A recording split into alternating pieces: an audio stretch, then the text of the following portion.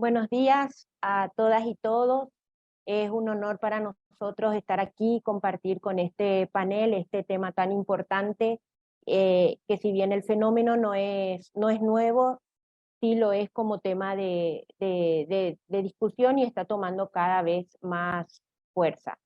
Este panel, que es el cuarto webinar en el marco del ciclo de seminarios web sobre financiamiento justo 2023, organizado por la TINDAD junto a aliados regionales y globales, y coorganizada con Demand Climate Justice y CID Internacional. Hablaremos sobre financiarización de políticas sociales, agricultura, clima y género, desmitificando soluciones basadas en el mercado. El contexto en el que se enmarca es discutir soluciones derivados de una crisis sistémica para crear condiciones que permitan el establecimiento de una economía para las personas y la vigencia de los derechos económicos, sociales y culturales.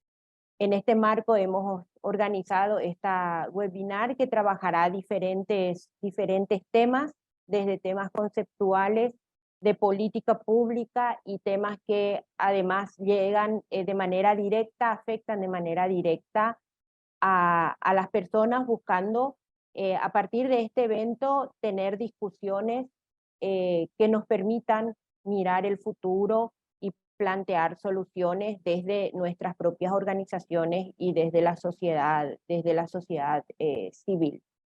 Así que hoy les agradecemos a quienes están participando hoy con nosotros, Daniela Gabor, Manuel Martínez, Elena Lavinas y Flora Sonkin. Todos ellos muy predispuestos a trabajar y a discutir con nosotras. Les avisamos que ellas y Manuel van a hablar en inglés, en portugués y en español, así que les comentamos que, bueno, tienen abajo el globo de la interpretación y elegir el idioma que ustedes prefieran. Le damos la bienvenida en primer lugar a Daniela Gabor. Ella es profesora de Economía y Macrofinanzas en la Universidad del Oeste de Inglaterra, en Bristol. Tiene un doctorado en Bancas y Finanzas en la Universidad de Stirling, una maestría en Estudios del Desarrollo de la Universidad Erasmus de Rotterdam y una licenciatura en Economía Internacional en la Universidad de Estudios en Bucarest. Sus líneas de investigación son banca central, política monetaria y financiera, macroprudencial, banca en la sombra y mercados activos financieros. Una activa también en Twitter, así que si quieren enterarse de las novedades en el tema la pueden seguir. Es una excelente profesional, así que Daniela, adelante con tu presentación. Muchas gracias. Bueno, muchísimas gracias Verónica y muchas gracias a la TINDAD por la invitación. Traje conmigo un PowerPoint porque en economía siempre tenemos que mostrar eso. No sé si pueden ver. Sí, podemos ver, Daniela. Pueden ver, ya. Sí. Y con disculpas, aunque soy de Rumania y a nosotros nos sale fácil hablar español, desgraciadamente me sale más fácil hablar sobre esos temas en inglés, entonces me voy a pasar al inglés, pero cuando llegamos a la sesión de preguntas y respuestas voy a volver a español. Entonces, voy a empezar hoy con un resumen bastante breve de lo anunciado por Brasil y del nuevo presidente Lula. En el sentido, esto tiene que ver con la idea que Brasil tiene que involucrarse mucho financiamiento se necesita para la decarbonización, para la transición justa, por lo que los recursos fiscales no están disponibles para estas necesidades, lo que se requiere. Luego, lo que Brasil tiene que hacer es aliarse con el sector privado y para poder atraer inversores privados. Y para mí esto es algo que me choca porque del departamento de Lula, que Brasil va a tener alianzas privadas públicas es una tradición larga, incluso con gobiernos anteriores, y es muy importante que la responsabilidad social no significa responsabilidad fiscal. Esto es una línea bastante fuerte y creo que en los siguientes minutos lo que yo entiendo cuál es la política económica o las políticas detrás de esto realmente es interesante. Y no lo quiero hacer en el sentido para condenarlos o para descartarlos su plan de transición verde, pero simplemente para alertar a los hechos que detrás de los límites que hay para países como Brasil y en el sur, los límites que vienen de la naturaleza específica de la producción capitalista global o de la finanza global, hay caminos que la decarbonización y las elecciones de decarbonización que los países pueden hacer. No estoy diciendo que Brasil va a tomar un giro malo, pero quiero darles algunos puntos en común entre lo que Brasil está haciendo y o lo que Brasil planea hacer y lo que yo tengo del consenso de Wall Street, que es que una manera de pensar que viene después del consenso de Washington. Nosotros en el sur global hemos vivido, yo he crecido con el consenso de Washington y había esta idea de tienes que privatizar, tienes que estabilizar a través de austeridades bastante severas, monetarias, fiscales. Esto se empujaba por el Banco Mundial, el FMI y otras organizaciones internacionales que ya sabemos. Y nos hemos movido de esta idea del consenso de Washington a una nueva versión que dice que para poder lograr las prioridades público-privadas descritas por los objetivos del desarrollo sostenible, tenemos que privatizar o tenemos que aliarnos con capital privado. Tenemos que traer el capital privado, atraer la inversión en las prioridades públicas, políticas. La financiación no es tan grande, pero vamos a ver que hay una manera de pensarlo. Y debido a que las alternativas tradicionales que ya conocemos, que es inversión directa pública, no está disponible, no hay recursos fiscales suficientes para hacer inversión pública en lo que sea que necesitemos que sea necesario para la transición justa. Por ejemplo, hacer, tenemos que bajar el riesgo y atraer el financiamiento privado. Y esta narrativa, hace 5 años lo hubiera escuchado en el Banco Mundial o el año pasado en las reuniones del FMI. El nuevo presidente del Banco Mundial de manera explícita sugirió que cuando el Banco Mundial está buscando una balanza más grande, quiere apalancar más inversión privada, quiere catalizar más inversión privada en las políticas públicas. ¿Y cuál es la lógica de capitalizar, de aliarse con el capital privado? Dice que para poder obtener más escuelas, mejor educación, mejor hospitales, mejor infraestructura, energía renovable, protección de los bosques, protección de la naturaleza. Lo que tenemos que hacer es asegurarnos que hagamos todos estos activos inversionistas, lo hagamos atractivos para el capital privado, para los inversores institucionales como BlackRock en Estados Unidos o que los fondos de pensión brasileños. La idea es que tenemos que hacer esto invertible y para poder hacerlo preguntamos ¿por qué esto no está en prioridades? ¿Por qué no son ya inversibles? ¿O por qué no los fondos de pensión de Brasil no invierten ya?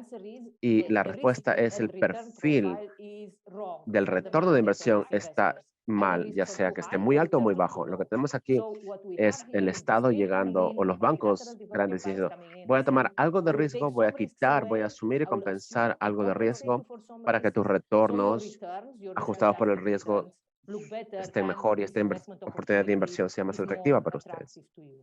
Y acá tengo un par de ejemplos. Primero, esto es una empresa más grande de Kenia que se llama el reactor Cana, el proyecto. Esto es tiene que ver con energía renovable, con el viento. Y acá vemos Cuando el Banco Mundial dice, o cuando la presidencia de Brasil dice, hagamos la inversión eólica, lo que significa que vas a tener una constelación de actores públicos, ya sean nacionales o internacionales, que van a dar alto de garantías y algunos subsidios al operador privado de esta empresa energética, perdón, para que haya subsidios, para que haya garantías para poder hacer este proyecto, para poder invertir en él. Y aquí les muestro una lista de las instituciones macro que dieron subsidios a este operador en particular, agencias de desarrollo en el norte global, en Dinamarca, Finlandia, en Gran Bretaña, que terminaron apoyando este proyecto de inversión y luego vendieron su capital, la parte de su capital emitidos por estas empresas, se lo vendieron a BlackRock, que tiene una alianza de cambio climático financiada por la financiera Hewlett en Estados Unidos y en Alemania también. Del otro lado, también tenemos el gobierno de Kenia, que dice, además de todas las garantías y subsidios que hemos recibido de estas agencias internacionales, también voy a garantizar el precio y la demanda para la salida que estás produciendo. En otros temas, esto es como, no es tanto como capitalización en el sentido que este productor privado en el mercado de energía renovable tiene su garantía en precios y calidades. Usualmente el capitalismo es competir en el mercado y mejorar tu habilidad para producir mejor y para vender mejor. Y hay tengo muchos otros ejemplos que esto es la misma lógica que direccionar subsidios y garantías para las ciudades de bienes de agricultura que se puede invertir en ellos y atraen inversores internacionales, incluyendo el bosques, ahorita es grande. Y la idea siempre es, por ejemplo, hacerlo, la biodiversidad, hacerlo inversible para poder invertir. Lo que tenemos que hacer es generar demanda para dar garantías, para generar ganancias para los inversores privados. Esto es lo que toma la financialización de la naturaleza, o la financialización de los bienes sociales. Y voy a terminar en un minuto con por qué es que esto es un problema. Y hay tres cosas, las tres áreas que usualmente pienso cuando me pregunto por qué es que esto por qué esto es un problema. El primero es que hay fallas de coordinación y lo vemos en Estados Unidos también y en otros lugares. Básicamente es una manera de decir el capital privado está a cargo, está manejando, está decidiendo la naturaleza de la decarbonización o de las políticas sociales o de las prioridades. Luego hay el problema, mucha gente aquí van a saber o ya están cerca los debates respecto al involucramiento de países en el sur. No podemos generar apoyo político, incluso de los gobiernos en los países en el sur global, porque el imperativo del acceso global es mucho más importante. El impulsor de recursos fiscales de educación, de salud, hacia pagar a los inversores de los bonos o estos inversores privados que quieren financiar porque no quieren perder su práctica de mercados. Y esto es algo, no tenemos una crisis privada soberana, porque la imperativa del acceso a los mercados es tan poderosa en estos días. El tercero que es importante para mí es pensar en la distribución, las fallas de distribución, porque aquí tenemos la naturaleza de género, de esta financialización, que es que estamos viendo, esto es un caballo de Troya para la producción de bienes, que la única manera de tener acceso a estos bienes públicos, ya sea a través de pagar por hospitales, educación o carreteras o transporte público, etcétera. Y también estos proyectos tienen tantos recursos fiscales que podría ir hacia inversión pública porque la provisión pública es crítico para tener los desbalances, porque hay alternativas para alianzas con el capital privado y en estas alternativas el Estado toma control y hace que el capital privado tenga sus propias estrategias. No les hace hacer las cosas que el Estado podría hacer en otros escenarios. He dejado un par de cosas aquí para leer que son más fáciles que mi lado académico. para poder, como son blogs de Senegal, Dongo Sambasila, y puedo tomar preguntas ahora. Gracias, Daniela. Vamos a avanzar con las 4 presentaciones y ustedes pueden ir poniendo, haciendo preguntas o comentarios en el apartado de preguntas y respuestas o en el chat. Y dejamos para una discusión para el final. Ahora le invitamos a Manuel. Manuel Martínez es economista, candidato a PhD en Desarrollo Económico de la UNICAM en Brasil. Es profesor de Teoría y Política Económica de la Universidad Nacional de Colombia y asesor del Ministerio de Hacienda y Crédito Público. Es investigador y docente en diversas áreas de investigación como economía política internacional, desarrollo económico, economía latinoamericana, economía monetaria y financiarización y mercado de trabajo. Así que Manuel, muchas gracias por haber aceptado esta invitación y adelante. Bueno, a ustedes muchas gracias por invitarme. Para mí realmente es un honor compartir el panel con profesoras que siempre han sido una gran referencia e influencia en mi formación académica y mi actuación profesional. Especialmente, por supuesto, a Lena, que fue profesora orientadora. El otro día estábamos hablando de eso con la viceministra técnica del Ministerio de Hacienda, María Fernanda Valdés, y pues con Daniela Gaor, que desde sus aproximaciones y sus aportes académicos también ha contribuido mucho a mi formación profesional. Entonces voy a hacer una presentación pues también muy breve. Quisiera como que me confirmaran que están viendo la presentación. Estamos viendo bien, Manuel. Listo. Entonces, pues básicamente yo quisiera presentar un planteamiento que está siendo estudiado cada vez con mayor frecuencia, que tiene que ver con la financiarización, específicamente la financiarización de países periféricos, que en la literatura se conoce como la financiarización subordinada, y lo que se puede entender como el concepto de dominancia financiera de las finanzas públicas, que me parece muy importante en esta experiencia que estamos teniendo en un gobierno alternativo en Colombia, ver cuáles son esas limitaciones que nos encontramos mucho más estructurales y complejas de entender de lo que uno puede, digamos, comprender. Entonces, la financiarización y la financiarización subordinada, vamos a ver el concepto de dominancia financiera.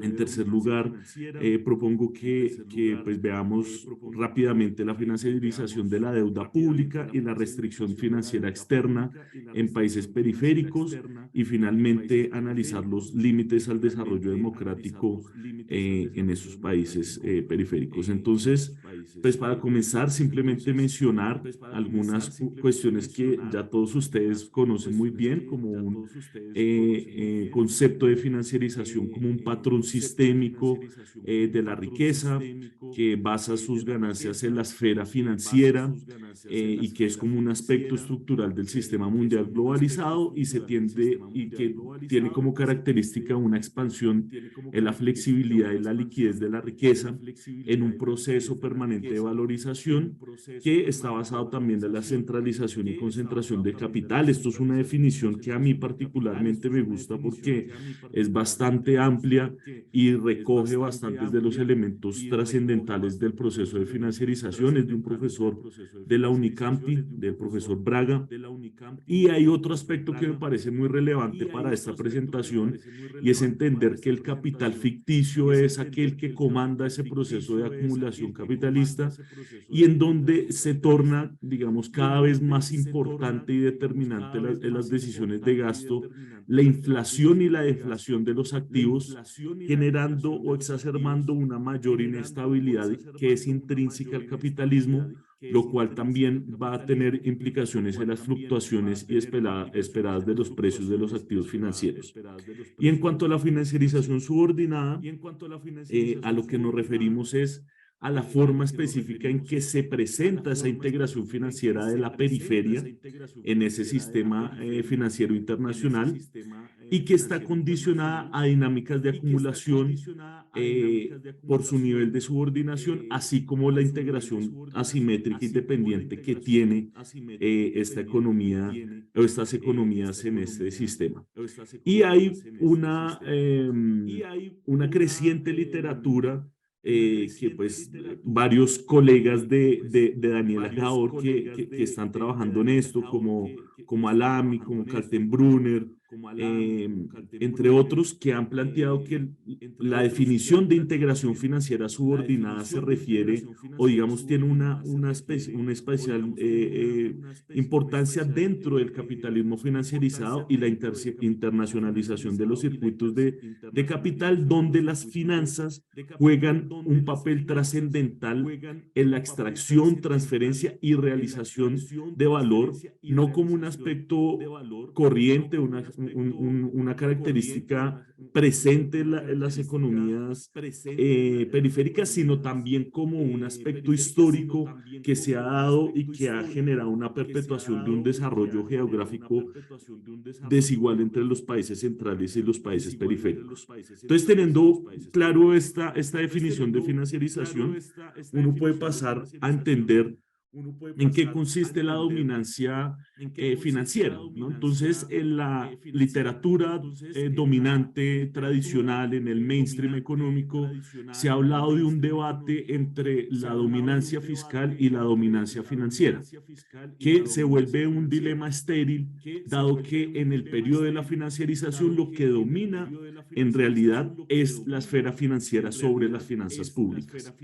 Pero simplemente para dejar un poco claro a qué me refiero con dominancia fiscal y dominancia financiera, lo que plantea la literatura tradicional es que la dominancia fiscal es cuando el Banco Central pierde la autonomía sobre el control de la inflación, dado que hay una insostenibilidad en las finanzas públicas. Y entonces, de alguna forma, la autoridad fiscal es la que impone el aumento de la deuda para poder financiar, digamos, el gasto público. Y por el lado de la dominancia monetaria, lo que se entiende es que el Banco Central es el que establece y el que asume el papel conductor de la política económica, y por lo tanto las autoridades fiscales se acomodan o se ajustan a las demandas, a las necesidades de financiamiento y de sostenibilidad de la deuda por parte del Banco Central. Entonces, en términos prácticos, quienes han planteado este dilema, lo que consideran es que dentro del neoliberalismo, lo mejor va a ser siempre la dominancia monetaria porque es la que permite una sostenibilidad de la deuda y un mejor control de la inflación. De esa manera se cumplen los dos objetivos fundamentales de la política económica. Por el lado de la política monetaria se controla la inflación y por el lado de la política fiscal se controlan los déficits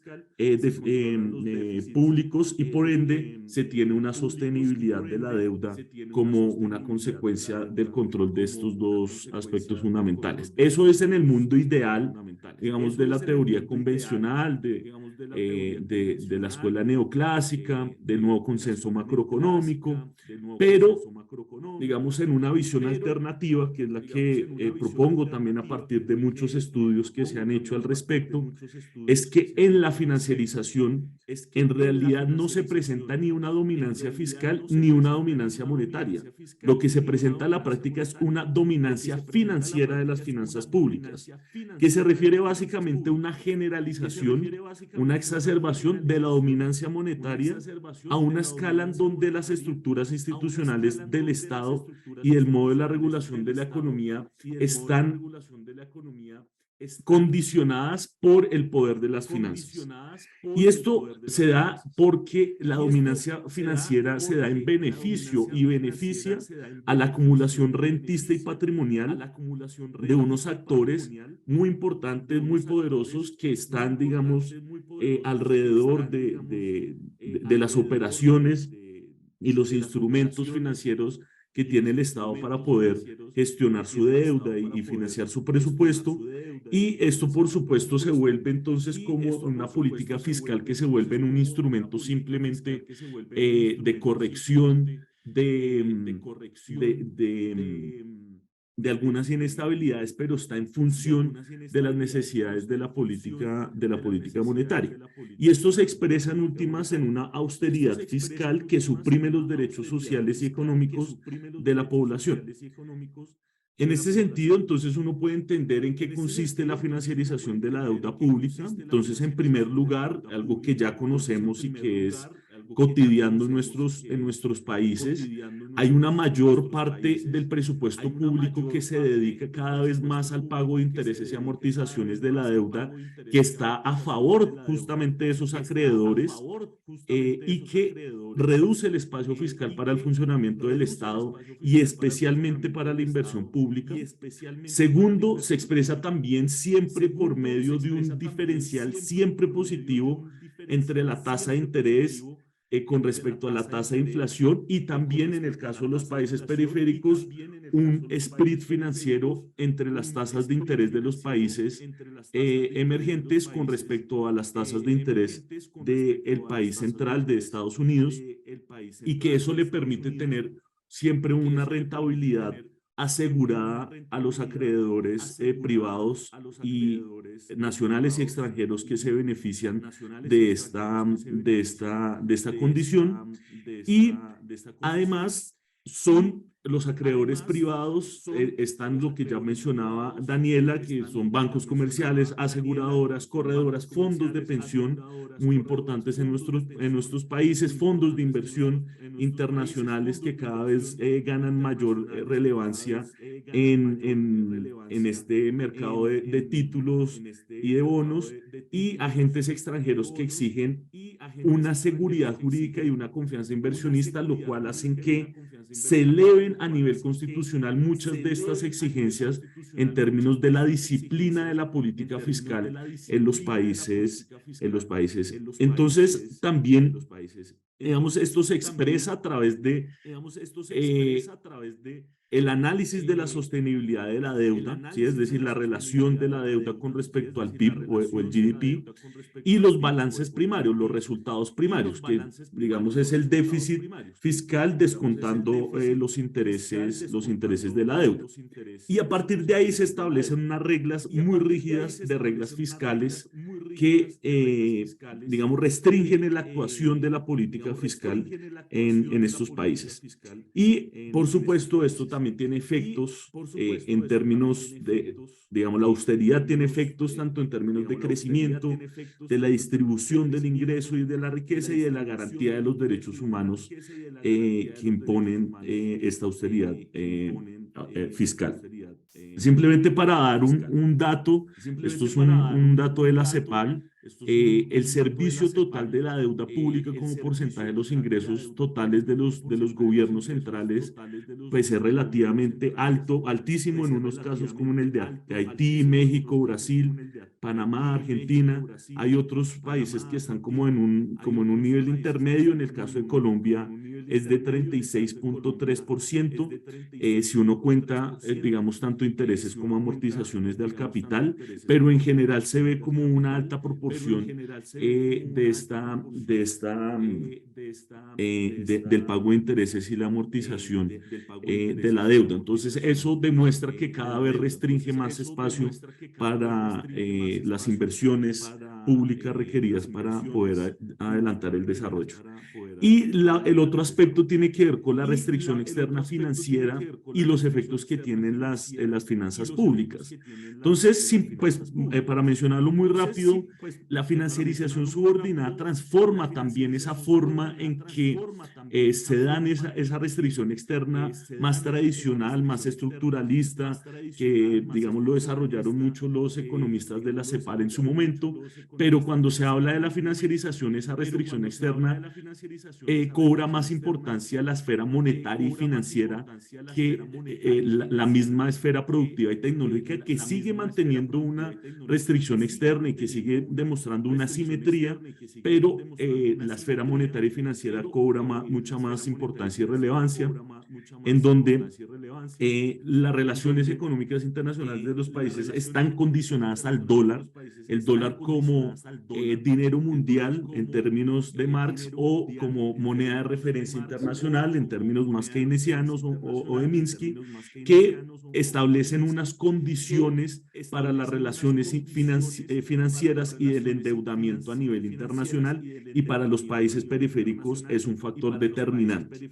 Entonces, como el endeudamiento externo está denominado en dólares o el endeudamiento público denominado en moneda local también puede ser demandado por inversionistas extranjeros, esto hace que las fluctuaciones en las tasas de cambio tengan efectos en la forma, digamos, en que se gestiona el endeudamiento interno, ¿sí? Entonces, y estas fluctuaciones se dan en gran parte por cambios en las políticas monetarias de los países centrales, aumentos o disminuciones de las tasas de interés de la Reserva Federal o de los bancos centrales de los países centrales, valga la redundancia, o por la preferencia por la liquidez de los inversionistas. Y aquí, digamos, se expresa en dos formas, en una menor, digamos, una limitación en las políticas económicas de los países periféricos, que la política monetaria se expresa en la poca capacidad que tienen los bancos centrales para orientar o estimular el crédito y la demanda, ya que las tasas de interés están sujetas, digamos, a compensar esas faltas de liquidez con respecto a los países centrales para poder garantizar también una valorización de la riqueza financiera, ¿cierto? Y por el lado de la política fiscal se ve limitado ante variaciones cambiarias que generan o tienen, digamos, su mecanismo de transmisión por medio de los índices de riesgo, toda vez que una depreciación, por ejemplo, del tipo de cambio se traduce en un aumento de las percepciones del riesgo de la economía, y esto se puede traducir a problemas conocidos como el descalce de monedas o como, digamos, otros problemas de vulnerabilidad o inestabilidad financiera y patrimonial de las empresas no financieras que se ven afectadas por estos movimientos. Entonces, esto es simplemente también para tener en cuenta la cantidad de acreedores internos que hay en las economías latinoamericanas, por lo menos es significativa. El caso de México, el caso de Brasil, que si bien Brasil, por ejemplo, tiene una deuda por lo general denominada en reales, la mayoría de sus acreedores, perdón, estaba leyendo al revés, en Brasil, como la mayoría de su deuda está denominada en reales, hay una proporción relativamente pequeña de acreedores externos, pero no es lo mismo lo que pasa, por ejemplo, en Colombia, donde hay una alta participación de extranjeros, o en Ecuador o en Salvador, donde tienen una mayor participación de acreedores extranjeros, lo cual limita todavía más la política monetaria y fiscal. Y para demostrar un poco esa relación entre las tasas de cambio y los índices de riesgo, aquí hay, digamos, unas series para Colombia, Brasil y México entre el 2008 y el 2023, y se ve efectivamente que, aunque esto está, digamos, los índices de cambio están en un índice, se puede ver que los periodos en que ha habido un aumento importante de los riesgos se puede asociar asociar con momentos de overshoot cambiarios, momentos en donde hubo una alta devaluación de los tipos de cambio, y esa es, digamos, una forma en que se transmite, digamos, esos choques internacionales hacia las finanzas públicas, toda vez que como hay choques internacionales, eso se transmite por medio de la tasa de cambio, esto aumenta la percepción de riesgo, la percepción de riesgo hace que aumente, digamos, el costo del endeudamiento, reduce la capacidad, digamos, de gasto de la economía, de gasto público de la economía, y esto también puede estar condicionado por problemas de segunda ronda, como efectos patrimoniales en las empresas privadas, en donde hace que el Estado tenga que salir también como a compensar esas pérdidas. Y finalmente, entonces, pues mencionar que esta política pues, económica, como ya lo mencioné, un poco como de resumen, está condicionada por medio de la financiarización de la deuda, de la restricción externa, y que esto se manifiesta a través de la austeridad fiscal y monetaria. Hay como tres elementos que me parecen fundamentales de mencionar: que los países periféricos se presentan como una camisa de fuerza para el desarrollo, para el intento de gobiernos progresistas, y esa camisa de fuerza se manifiesta en tres o cuatro aspectos que pueden ser las reglas fiscales rígidas, los bancos centrales autónomos que tienen la inflación objetivo como objetivo fundamental y determinante, y el escrutinio de las agencias calificadoras de riesgo, que no simplemente, digamos, a las ya existentes restricciones de política económica, como ya las mencioné, hay unas restricciones de economía política que principalmente son las agencias calificadoras de riesgo quienes ejercen esa presión. Y pues el otro aspecto tiene que ver con los efectos de la austeridad fiscal, que como ya mencionamos, hay efectos negativos en términos de crecimiento, inversión y empleo y salarios y la garantía de derechos humanos, pero también hay un efecto que está cada vez siendo explorado, es el efecto que tienen los sistemas democráticos. Y es que la austeridad además se asocia con el ascenso de partidos políticos extremistas y populistas, y que ejecutan políticas que restringen y vulneran los derechos económicos, sociales y ambientales de la población, lo cual, digamos, es un peligro no solo para digamos, el comportamiento económico, sino también, pues, para la población en donde se aplican estas medidas de austeridad. Y esa era la presentación. Perdón si me alargué un poco. Gracias. Gracias, Manuel. Ahora le invitamos a Lena Lavina. Ella es profesora de Economía del Bienestar en el Instituto de Economía de la Universidad Federal de Río de Janeiro. Tiene una licenciatura en Estudios del Desarrollo del Instituto de Estudios sobre Desarrollo Económico y Social, maestría y doctorado en el Instituto de Altos Estudios sobre América Latina de la Universidad París III de la Sorbona. Sus líneas de investigación se enmarcan en los estudios de protección social y específicamente en los procesos de financiarización de la política social. Muchas gracias por aceptar la invitación, Lena, y bueno, adelante. Muchas gracias, voy a hablar portugués. Quiero agradecer mucho la invitación para estar aquí hoy. Es una alegría estar con Manuel y Flora, que no conocía, Daniela, que admiro mucho, y los colegas feministas. La presentación que voy a hacer, que voy a tratar de hacer rápidamente, va a tener un foco en Brasil, pero quiero mostrar el grande cambio que tuvimos con respecto a la comprensión de lo que es política social y la dominancia financiera. Entonces es importante entender que antes teníamos la idea que la política social y el sistema de protección social como una cosa que iba a contribuir para proteger a lo largo del siglo con diferentes modalidades de previsión, la previsión in kind, a través de servicios de era importante en los países más avanzados, menos importantes en los países en desarrollo, pero la lógica es que todo fue construido a partir de los paneles que hablamos del fondo público y eso que llamamos la propiedad social, que explicaba la existencia de los regímenes de repartición pública, salud pública, etcétera. Inclusive si ese modelo no se implementó en todos los lugares, mucho menos en los países en desarrollo, ese era el ideal de protección social. Con la financialización existe un cambio profundo, porque la financialización pasa por encima de la esfera de la reproducción social. Creo que es importante entender dos dimensiones. Una es que el endeudamiento va a ser aquello que se generaliza como forma de acceso al bienestar.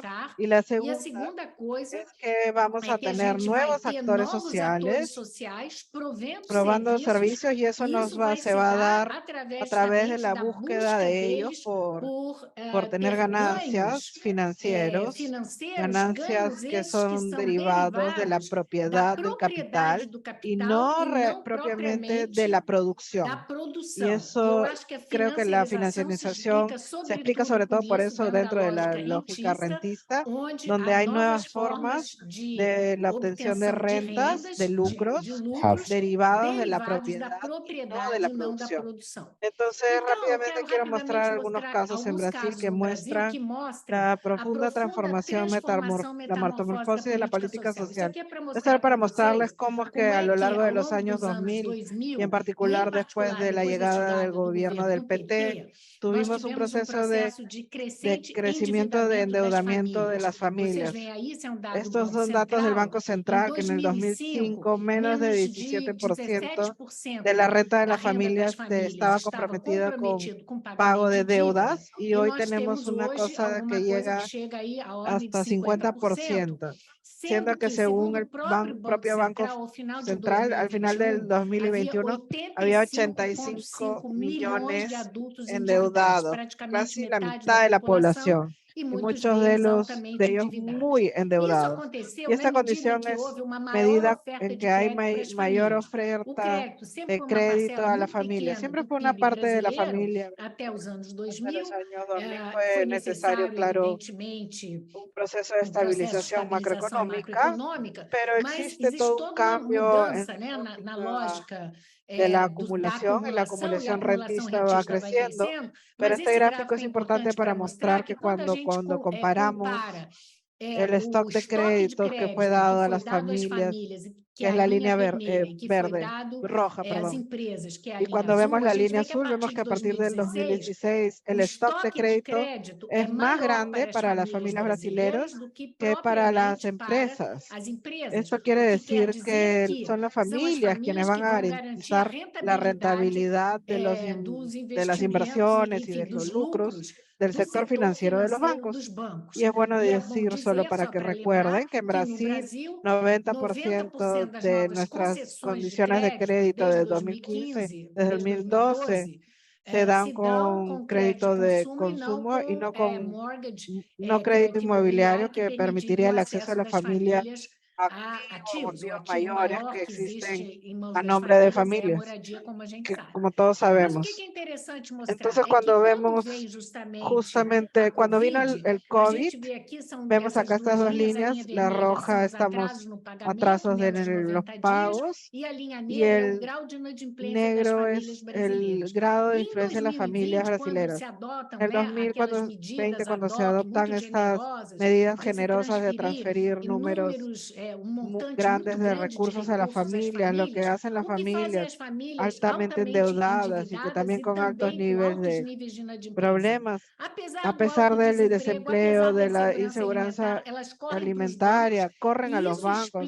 Y eso explica que en abril de 2028, cuando el gobierno entonces presidente negacionista Bolsonaro debe garantizar, hacer transferencias importantes a las familias, hay una gran caída de la inadimplência.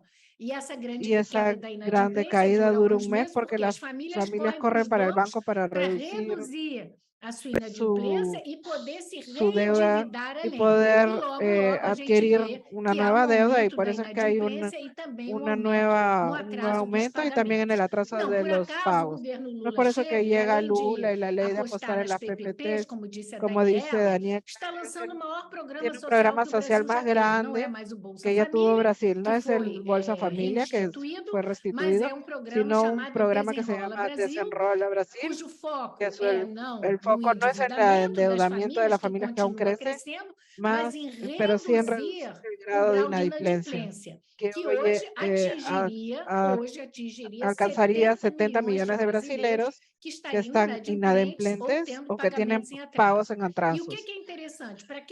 Para los que tienen hasta 2 salarios mínimos, que es más o menos como $500, el Estado va a participar de la renegociación, va a crear un fondo que garantice el crédito para los bancos.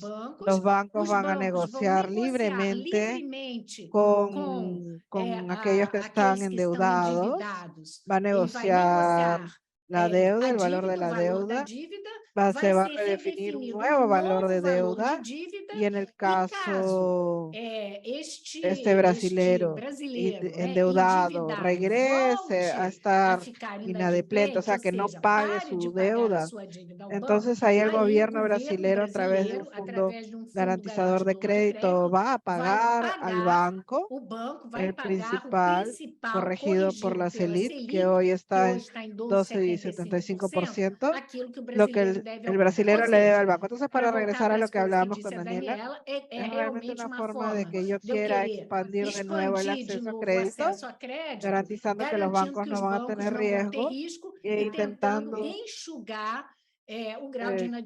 tapar el grado de endeudamiento de los brasileros. Entonces, países tan pobres que ganan menos de $530 por mes, la tasa de intereses al año sobre las nuevas deudas renegociadas va a ser de 27%, 27% al año, cuando la inflación actual es de 5%. Solo para decir que continuamos transfiriendo recursos para el sector bancario, ¿no? Entonces, aquí quiero mostrar, para que den una mirada al gráfico al lado derecho del slide, el Estado brasilero, el gobierno brasilero sobre la gestión de la izquierda, concibió un nuevo framework para reducir los niveles de inadimplencia e incentivar la ampliación de crédito, renegociando deudas a través de un programa donde el Estado es el garante. Eso nunca sucedió en Brasil. Nunca fue parte de lo que estamos viendo aquí. Vamos a ver lo que pasa también en la salud y en la educación. Creo que todavía me quedan algunos minutos. La educación y la salud siempre fueron en grande parte privados en Brasil. Había una producción pública insuficiente, de calidad, bueno, cuestionable, y el sector privado estaba en manos de grandes familias ricas que fueron enriqueciendo a través de la venta de servicios. Pero eso cambió. Lo que tenemos hoy son grandes grupos que abrieron capital en bolsa de nuevo a partir de 2004. El mercado de capital será pequeño, creció mucho en esta fase de financiarización que introduce el gobierno del PT en su gestión, en el primer mandato del presidente Lula, y vemos aquí en las cajas verdes y rojas que a partir del COVID una nueva ronda de apertura de capital, donde las empresas de salud que aún no habían capital lo abren, y también las empresas de educación superior. Entonces, ¿quién controla el capital de estas empresas? Que antes eran familias muy ricas, como a Flevia, o sea, viendo acá la columna de la izquierda, a Qualicorp.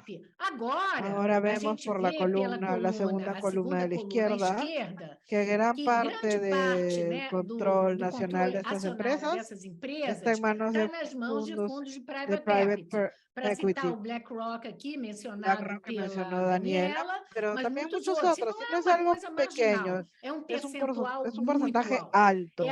Lo que les dije son pagos de dividendos, de intereses que serán hechos a estas empresas que hoy tienen controles de acciones en las manos de private equity y de los inversionistas institucionales.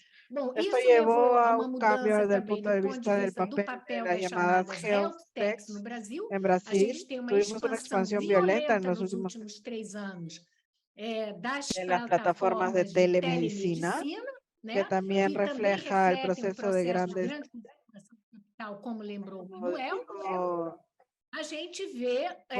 por ejemplo, tenemos dos grandes programas aquí de dos nuevas empresas que son exclusivamente de telemedicina, creadas hace poco tiempo. Una de ellas es HealthTech Alice, que está en el lado derecho del slide, creada en el 2020, y ella es beneficiada por grandes fondos internacionales, SoftBank,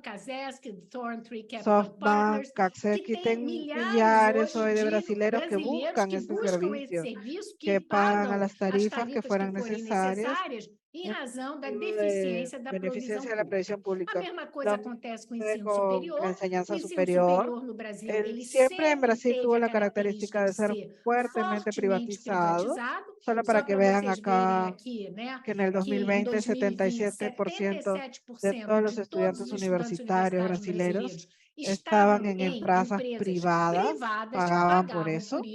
Entonces, 88% de todas las universidades en Brasil son privadas y son de segunda calidad. No son tan buenas como las universidades públicas, pero en 2007 el gobierno entonces creó, para crear inclusión social,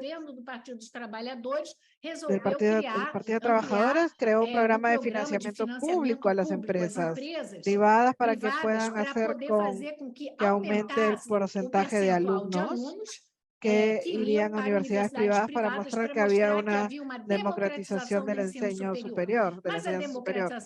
Pero eso fue muy complicado a medida que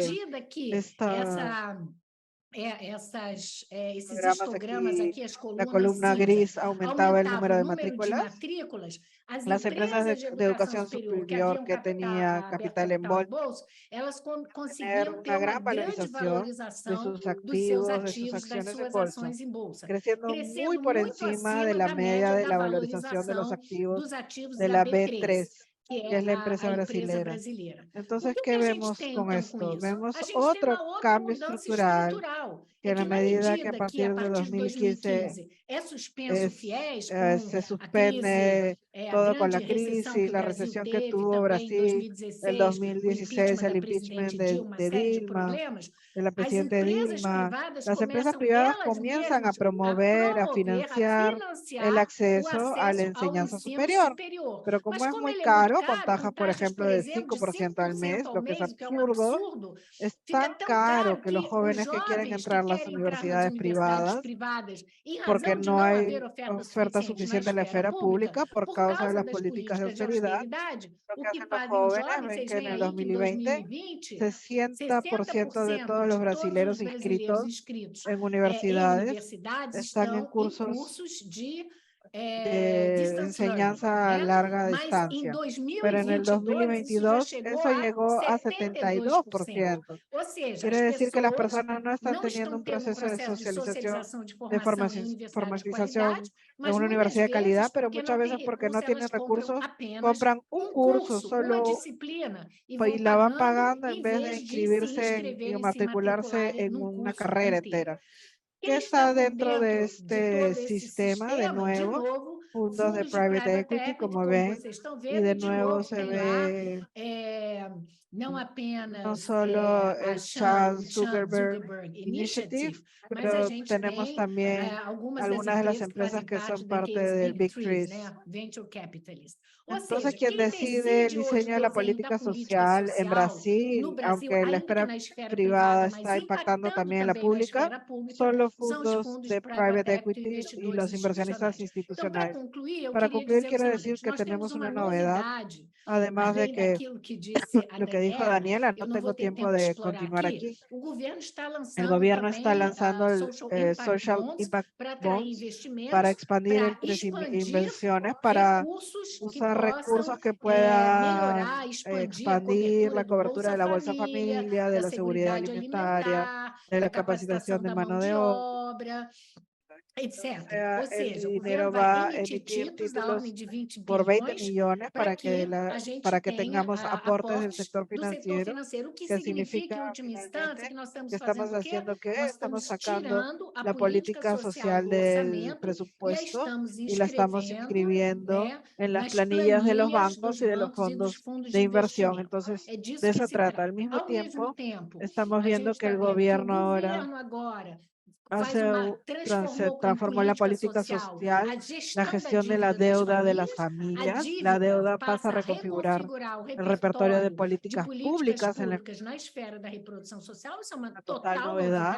Y no se trata de eliminar el endeudamiento, sino que las deudas de familias se pasen a sustentar a cheques en el mercado financiero. Al mismo tiempo vamos a tener más políticas de mitigación muy localizadas en vez de tener esa visión inicial de una protección a lo largo de la vida. Y otra vez tenemos nuevos actores actuando en este sector de la esfera de reproducción social, que son las firmas de private equity y otras instituciones que vienen reconfigurando completamente la naturaleza de la previsión social. Y evidentemente eso se va a agravar más. Muchas gracias. Muchas gracias, Lena. Impresionante la información que nos dejas. Y ahora quiero pasar a Flora Sonki, que nos va a presentar los vínculos con la alimentación. Ella es responsable de investigación política sobre financiamiento para el desarrollo en la Sociedad para el Desarrollo Internacional. Es investigadora especializada en formulación de políticas internacionales sobre agricultura. Ha trabajado investigaciones de campo sobre luchas por el derecho a la tierra con el Movimiento de Trabajadores Rurales Sin Tierra en Brasil y analizó políticas públicas locales y proyectos ecológicos en España. También trabaja con organizaciones de la sociedad civil y movimientos sociales. Flora tiene una maestría en Ciencias en Estudios del Desarrollo Internacional con especialización en Sociología Rural de la Universidad de Wageningen en Países Bajos. Adelante, Flora. Muchísimas gracias, Verônica e Carola, por esta invitação. Eu sou brasileira, mas vou falar em inglês para essa apresentação, então desculpem meus companheiras brasileiras. Y es un placer enorme estar aquí con todos. Voy a hablar en inglés. Disculpen mis compañeras brasileras. Veo muchos panelistas y personas que admiro mucho estudiando. Pasé mucho tiempo estudiando sus investigaciones, así que muchas gracias desde ya por todo su conocimiento compartilhado aquí. Switching to English. Ahora, pasándome al inglés, quiero hacer una presentación breve acerca de algo que es bastante complejo. Así que esto no es un panorama general completo del tema, pero estoy feliz de que los colegas anteriores han ayudado a definir algunos de los temas acerca de la financialización y quisiera enfocarme en este tema de financialización respecto a la comida y agricultura. En los últimos años, como hemos estado hablando aquí, las economías financieras que tienen que ver con la especulación y volatilidad, como Daniela decía, proliferando nuevas clases de activos, también se ha infiltrado en el área de la alimentación y agricultura y se ha expandido a nuevos clases de activos en recursos naturales. Y también es una tendencia importante al respecto, es el completo en el tipo de las economías financieras versus la economía real, como Lena lo decía. La economía real significa que la producción, ingresos, empleo, todo lo que genere valor real hacia nuestras vidas y las economías, la financialización llega generando valor financiero respecto al capital. Y esto, este rol, este poder de los actores financieros, los motivos financieros, los sectores financieros en esta área de la economía, también está determinando la forma y el diseño de las inversiones macroeconómicas y las políticas regulatorias en los países e instituciones de todo el mundo. Y en el caso de la agricultura no hay diferencia. De hecho, estoy hablando de Roma, donde las discusiones de políticas y el Comité de la Seguridad Alimentaria, están sucediendo todos que no están familiarizados. Esto es el espacio más grande para el gobierno alimentario y la convergencia de políticas de la alimentación y agricultura. Y mañana vamos a estar hablando de la monetización de las recomendaciones respecto a la volatilidad de precios en la alimentación. Y a la vez, los países donantes también están empujando esta narrativa que Daniela decía respecto a apalancar y atraer capital privado como la solución principal para la transformación alimentaria y como manera de sentir este llamado de financiamiento para el desarrollo sostenible, especialmente en el sur global. He colocado este esquema que parece bastante complejo, pero creo que refleja la complejidad del tema. Pero también para empezar, quería darles un poco de antecedentes respecto a de dónde viene esta financialización de la alimentación y agricultura, cómo es que llegó y empieza o está bastante expandida a través de esta desregulación y liberalización de la economía que hemos visto, especialmente de los 80s y 90s, con el Banco Mundial y el FMI, las políticas hacia países que necesitaban ayuda. Y entonces estos países básicamente en intercambio o a cambio de la promesa de recibir apoyo financiero, ellos tenían que hacer una serie de reformas políticas. Y esto viene de la idea de que estos mercados no regulados no distribuyen los recursos económicos de manera que maximice el bienestar de las familias o personas. Y esto significa en términos de paquetes económicos, de reformas económicas políticas, que incluye consolidación fiscal, o este es el nombre del FMI o del Banco Mundial para políticas de austeridad o controles externos, liberalización del comercio, o ingresos de infraestructura, otras medidas como por ejemplo permitir a los inversores extranjeros que sean dueños de recursos naturales. Y las políticas relacionadas a la alimentación abrieron nuevos mercados para los GMOs, facilitando el movimiento de fertilizantes químicos y también contribuyó al intercambio de países que tengan arreglos de diseño, por ejemplo, países que tenían una historia grande de tierras. Ahora tenían proyectos que estaban promovidas por el Banco Mundial para crear esquemas de privatización de tierras y esto todo estaba bajo la idea de mejorar la producción del uso de tierras. Pero mucha de la evidencia que se ha colocado para los colegas y para las personas en diferentes países en los últimos años, de hecho, han mostrado que estos mercados, esta reforma liderada por el mercado ha tenido impacto negativo en las vidas de las comunidades y esto ha tenido un impacto diferenciado en las mujeres y un impacto diferenciado en las líneas de género, raza y clase y ubicación geográfica también.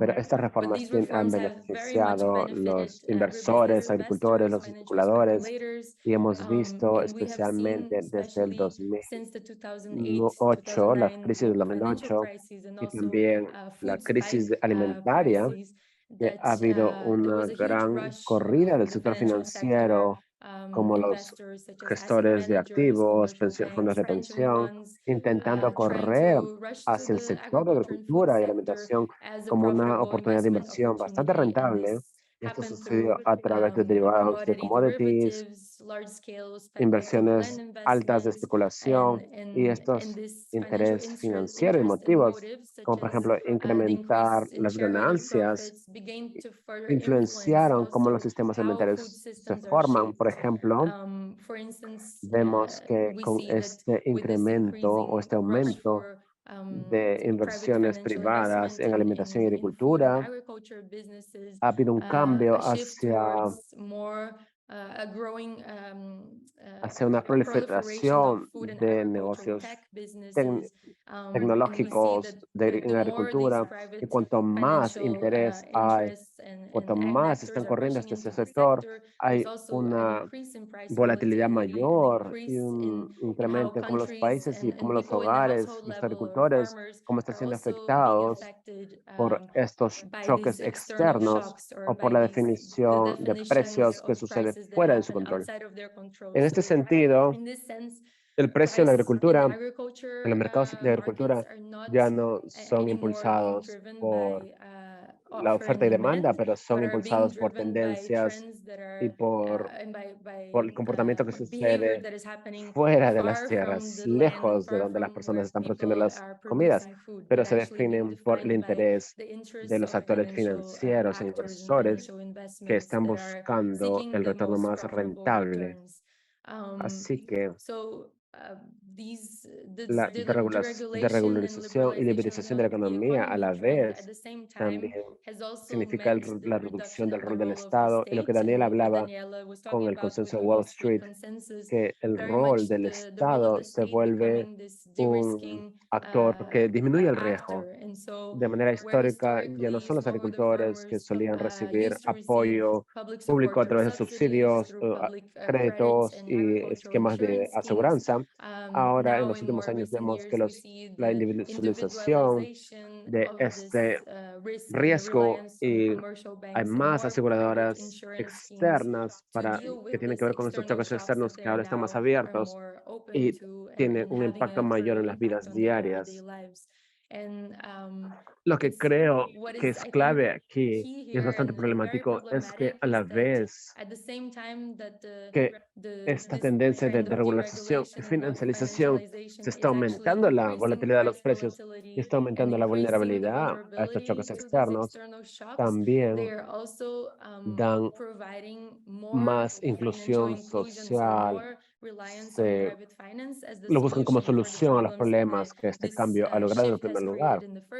Así que en lo que tiene que ver con género y el empoderamiento de la mujer, en el género, vemos que los países donantes e instituciones internacionales promueven, por ejemplo, la idea de los microcréditos, la inclusión financiera como la panacea, como la única solución para los diferentes temas que dejan a los hogares bastante endeudados y también vulnerables a los choques que son mucho más profundos, y, por ejemplo, como por ejemplo la emergencia climática o estos temas que los países del norte tenían, que tienen un impacto más alto en el desarrollo, en primer lugar.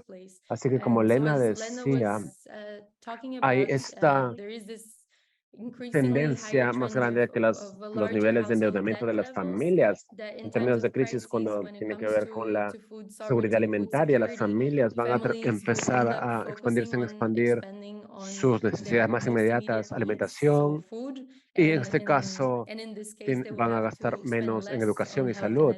Y cuando estamos mirando a una economía feminista o una perspectiva de género, esto también significa que hay una mayor carga para las mujeres que terminan tomando el trabajo extra que no se le da por el Estado, y que sus ingresos familiares no van a poder pagar por esto.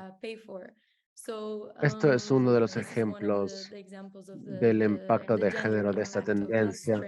Otro, creo, un tema reciente que tiene que ver con la financiación del sector agricultura es esta plataforma o uberización del trabajo, cuando tiene que ver con las empresas de alimentación.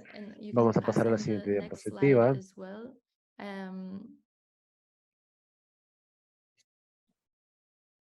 Gracias. Thank you. En lo que tiene que ver When it con comes to, el sector the financial financiero, sector, el interés en lo que interest vemos, in this, we este see this boom huge de boom la of economía de platform plataformas que se economy, which traduce also en translates to this more precarious trabajo más precario work para for las mujeres. Y women. aquí And un here ejemplo there's the de example of algunas some empresas. companies, and this, so then it's Así more que es of una a private discusión equity de discussion, but equity companies that have been privado. Estamos viendo receiving a lot mucho of inversiones private privadas en los últimos investments in recent años. years. Hay un So boom, por a boom ejemplo, de on, for instance, DoorDash, DoorDash, Instacart, Instacart, estas all these different diferentes food retailing empresas de companies that bring comida que traen la food comida directly directamente a to los consumers, consumidores and y que han who estado have been creciendo growing y que han increasingly recibido and este have boom de received this interés boom of financial financiero, pero interest, eso se ha but that have traducido en translated into trabajo very bastante precarious precario para work las mujeres, for women para las and personas en for general, people in general. donde So where el, the wealth is very se much reinvested reinvierten, into las the ganancias se shareholder reinvierten el value, valor but is not really hacia los translated inversores, pero realmente to no the va este dinero a workers. los trabajadores. You can pass on the next slide as well, Veronica.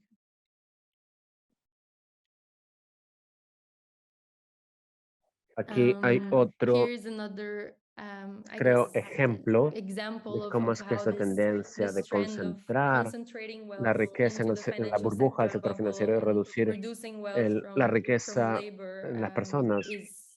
Esto is showing muestra, up increasingly, como lo vemos as we aquí see en here este in this gráfico, graph, mostrando basically cómo showing vemos how un we see a gran huge declive decline in the labor en los income ingresos como share as a porcentaje percentage del of PBI. GDP. Y And esa again, situación this situation has very tiene differentiated diferentes impacts across the lines of gender and class and race, y se siente and diferente is para las felt mujeres en differently el for sur women in the global global versus south el versus norte the global global. north.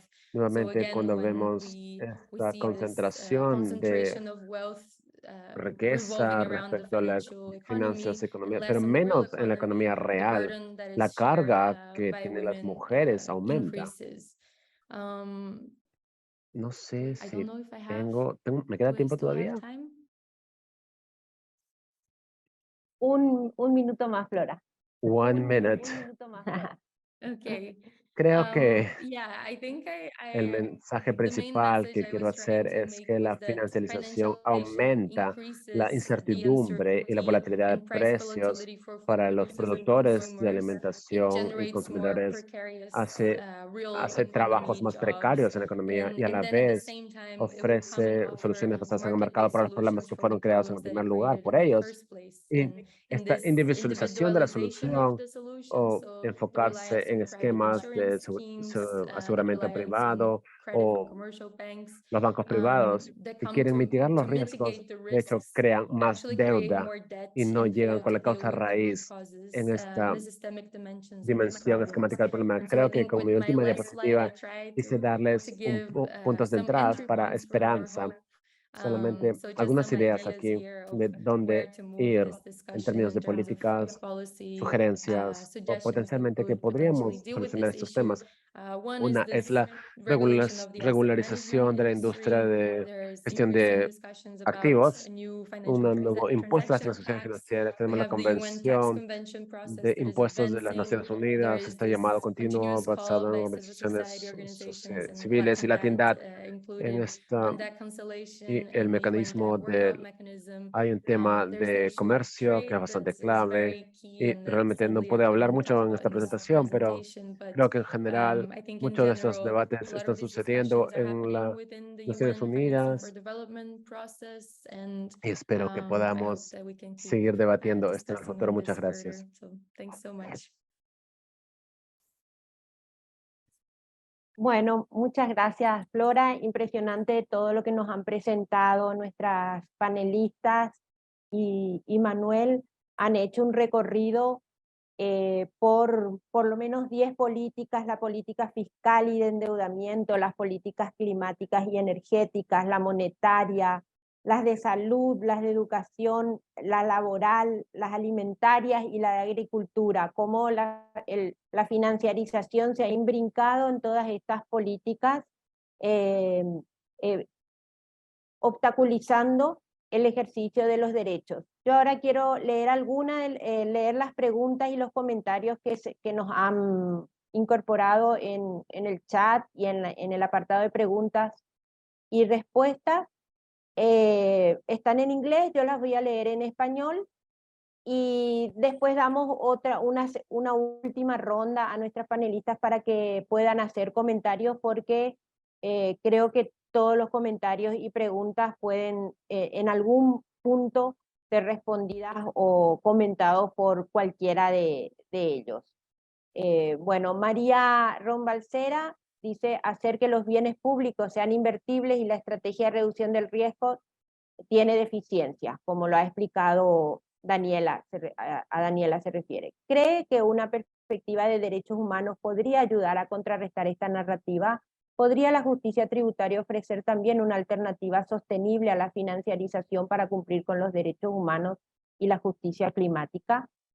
Lori Johnston señala que el acceso a la justicia a todos los niveles puede aumentar el acceso a la financiación, al mismo tiempo que se incrementa la justicia entre los pueblos, las naciones y los estados deberían reforzarse, enfrentar las medidas coloniales para la justicia entre los estados, incluidas las responsabilidades comunes pero diferenciadas, CBDR. Las instituciones financieras de la ONU deberían aumentar el acceso a la justicia otorgando poder de voto en función de la fortaleza de las instituciones ecológicas. La financiación del carbono está a punto de desaparecer a medida que se reducen las emisiones de carbono. El acceso individual a la justicia puede aumentar el acceso de las mujeres a la financiación. Las mujeres tienen derecho a compensaciones y reparaciones financieras.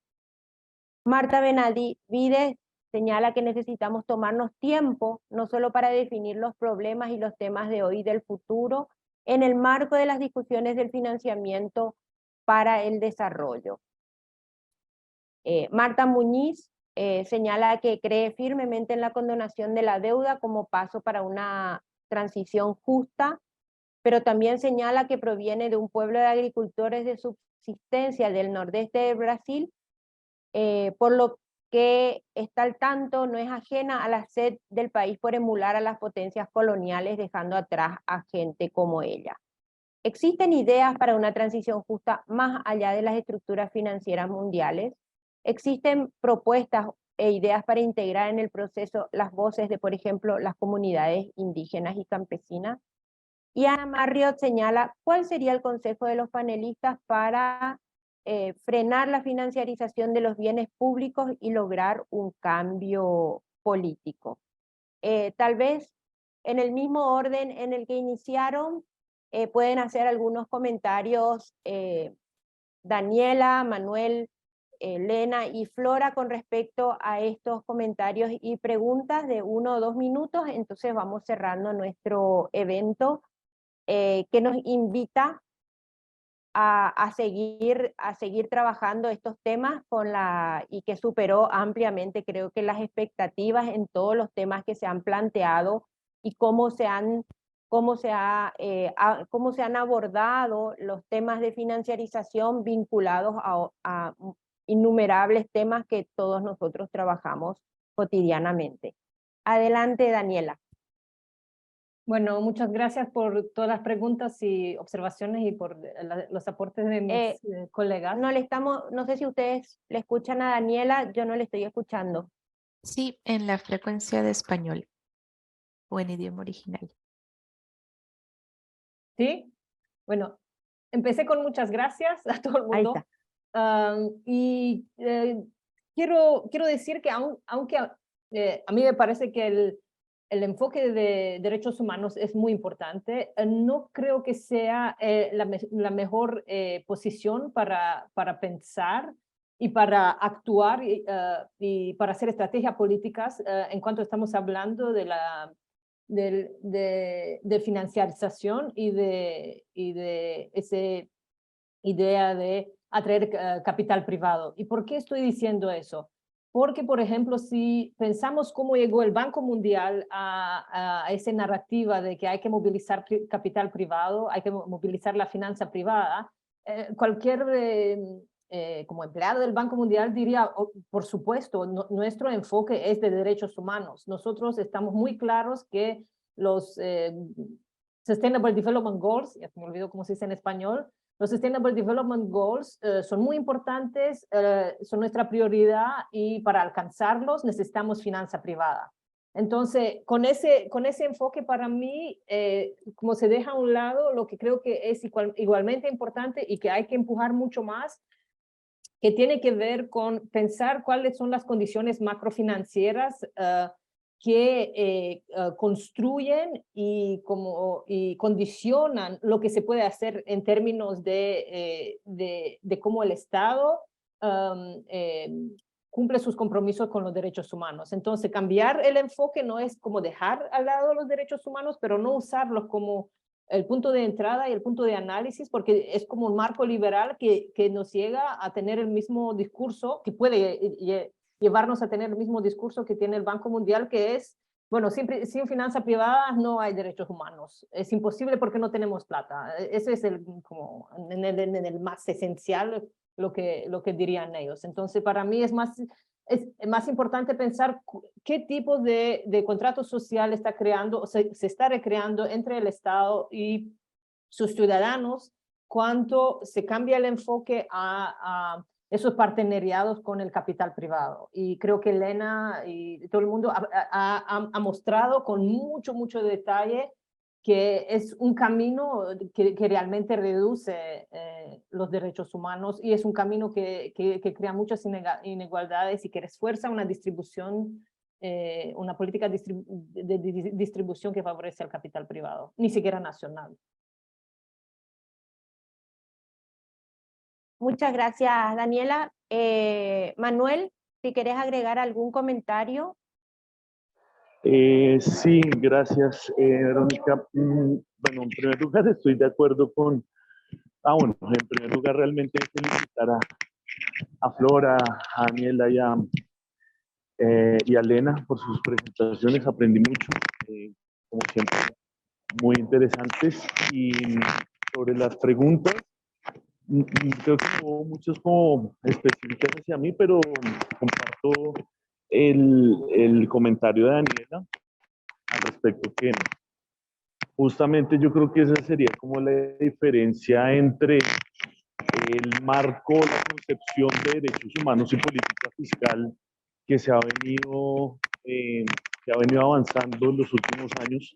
En eso, por ejemplo, esta iniciativa de derechos humanos y política fiscal, en donde mi profesor, mi orientador de la maestría de la Universidad, Pedro Rossi, ha hecho importantes contribuciones, que ese es un enfoque, digamos, que va mucho más allá de los ODS, de los Objetivos de Desarrollo Sostenible, que considero que puede ser un buen comienzo para entender y para cambiar un poco la lógica que domina hoy la política fiscal dentro del marco establecido en el neoliberalismo. Eso yo creo que es, digamos, un aspecto importante que significaría un cambio en cuanto a la perspectiva que se tiene de la política fiscal. Ahora, pues hay otros aspectos que me parecen también relevantes, como mencionarlos, porque, digamos, en el sentido más estricto, creo que la financiarización como ese fenómeno de acumulación capitalista tiene una cualidad propia del capitalismo, y es que tiene una altísima capacidad de resiliencia, tiene una altísima capacidad de adecuación, de adaptación. Entonces no es que sea un proceso que simplemente se pueda hacer como el efecto contrario de hacer un proceso de desfinanciarización.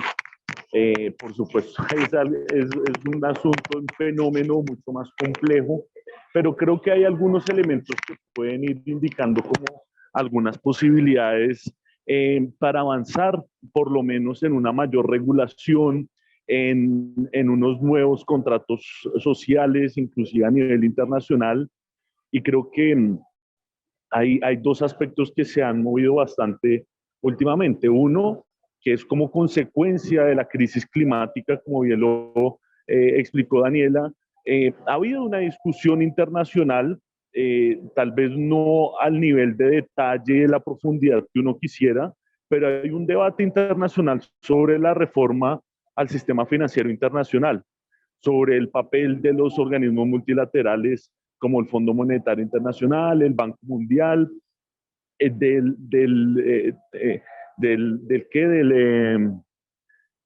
funcionamiento de los bancos multilaterales de desarrollo, entre otros aspectos que yo creo que pueden ser por lo menos un debate abierto que permitiría por lo menos presentar los argumentos que nosotros pues esgrimimos aquí y que están dentro de la mesa del debate público internacional.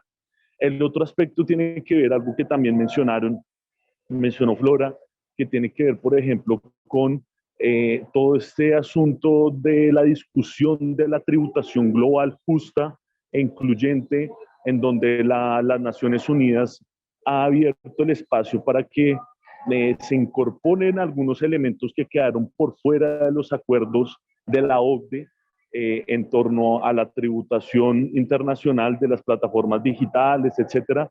Y creo que esta es una oportunidad que tenemos a partir y voy a hacer un poco de promoción. En Colombia construimos hace muy poco la plataforma de tributación de América Latina y el Caribe como ese espacio de coordinación latinoamericana para poder negociar en ámbitos internacionales este tipo de asuntos que tienen que ver con la tributación, en donde tenemos una posibilidad importante, por lo menos, como plantear estos elementos esenciales también del financiamiento por medio de impuestos y de un sistema tributario mucho más justo y equitativo. Gracias. Gracias, Manuel. Muy interesante, muy importante incorporar también el tema, explícitamente el tema tributario y el rol que tiene en este fenómeno. Lena, si quisieras decir unas últimas palabras.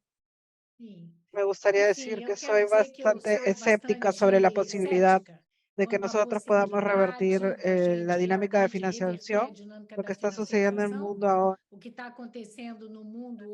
de la comunidad internacional, la debilidad de las Naciones Unidas, el tema de los completamente fuera de cualquier prioridad.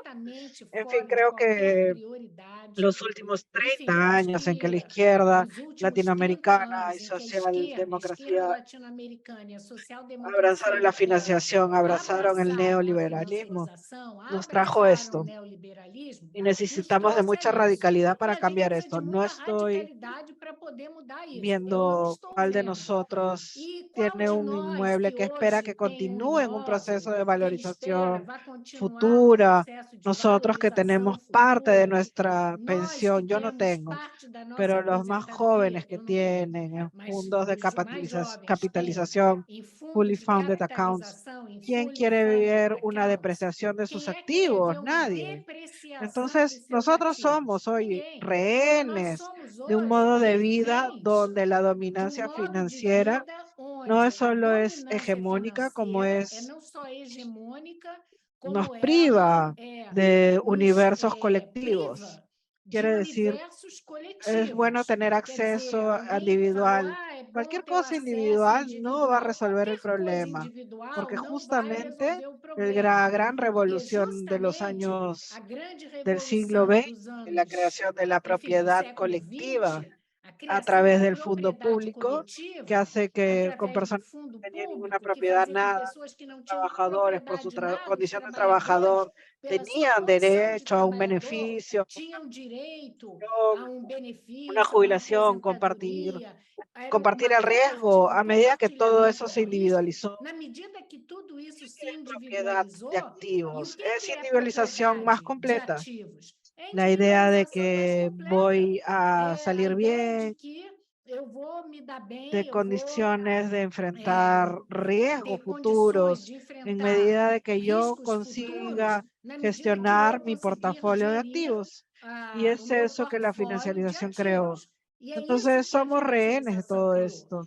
Yo solo veo cambios si nosotros podamos estipular horizontes de colectivos, de soluciones, por ejemplo, como vemos hoy en América Latina, en países como Ecuador, donde las comunidades indígenas consiguieron imponer derrotas a las mineras, etcétera, haciendo valer su derecho a la propiedad colectiva, consulta colectiva.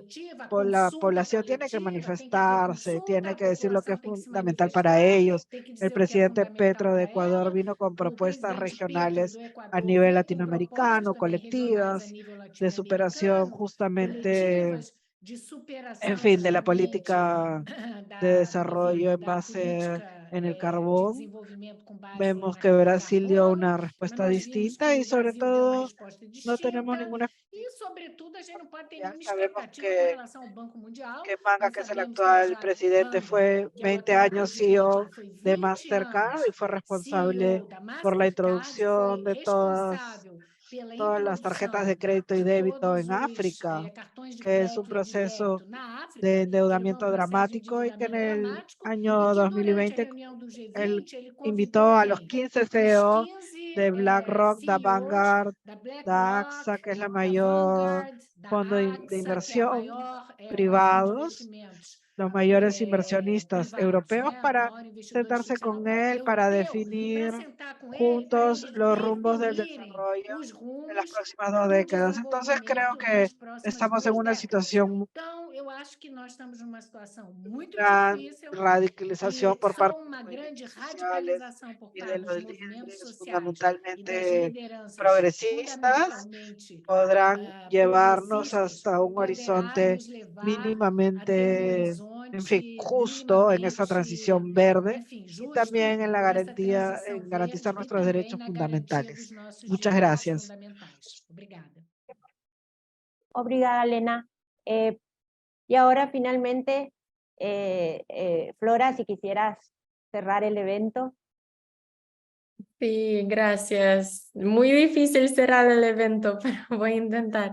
Estoy completamente No, de acuerdo con lo que I los agree so panelistas much han with dicho what antes, the previous panelists solamente have para said right brevemente now. I think resaltar just y briefly hacer un eco highlighting that con la you respuesta de completely Daniela echoed al punto de los Daniela's derechos humanos. answer Creo que to sí, the puede ser una integral herramienta of de human ayuda, rights. I pero think también yes, puede it can be a helpful tool, but it alimentar can en also este very well discurso feed liberal into the del Banco liberal Mundial y otros discourse en términos of the World Bank and de others in querer terms of hacer los derechos humanos al atraer wanting to más capital fulfill human privado. rights Creo by que then es attracting more private capital. So I think it's una a herramienta de tricky, doble filo que a tricky tool that we quieren need que to be utilicemos, careful on pero how sí, to use realmente it. apoyo lo que Manuel dijo Yeah, fully support y what lo que Elena Carla said mencionó ahora en términos de la what Anna just radicalización. Es la mentioned. única manera Now in terms hacia of the adelante y la radicalization is the regularización de los only movimientos way sociales. forward and Y radicalization of social estoy totalmente de movements acuerdo. and of our Creo que demands. I cannot agree sí, more.